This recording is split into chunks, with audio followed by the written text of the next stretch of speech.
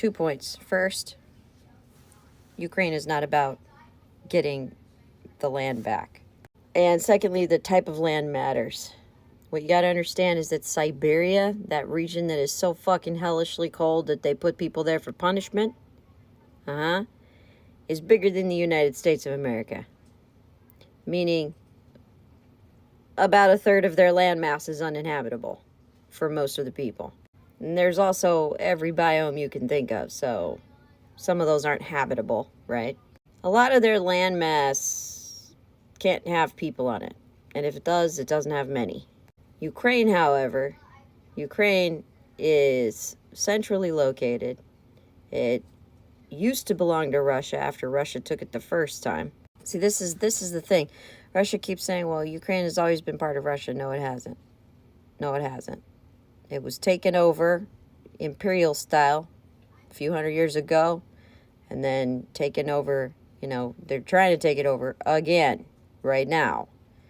But it originally was its own place. It has its own local indigenous folk. It's got its own customs. Different place. It's a region that has very rich soil, and the farming industry there, agriculture, is really, really big.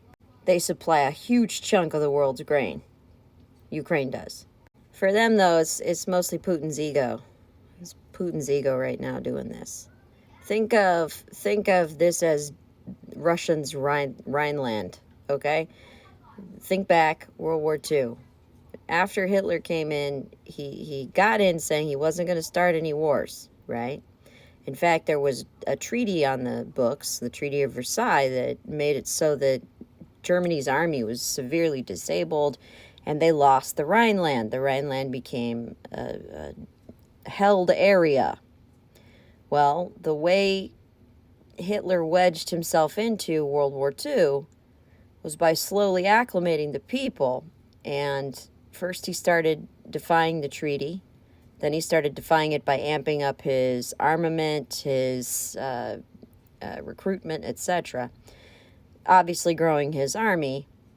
And then the next phase was to push the boundary by taking back the Rhineland, saying they needed it for Germany, because right. And so they did, right. And then once they'd started doing that, they just went down that funnel into World War II. Putin's doing NATO's creeping up on me. I'm going to take that back. I am taking back Ukraine. Ukraine is ours again. And then maybe people will get used to the idea of also taking back some other places. Maybe even acquiring some new ones. Kind of sounds very similar to, we need Greenland for national security, doesn't it? Donald Trump did run as the candidate of peace. He did call Kamala Harris a war hawk. But he's a narcissist, so what do we know? Every accusation is a confession. Because they don't know why you're doing what you're doing or what you're doing. They can't imagine what you're going to do. They can only put into you what they would do. So when they accuse you of something, it's because that's what they would do if they were in your shoes. Always believe them. And then the first thing he said once he got elected was, Mexico, Canada, and Greenland are looking really good right now. We need them. We need them for our security. Where have I heard this before? It's just a little bit of history repeating.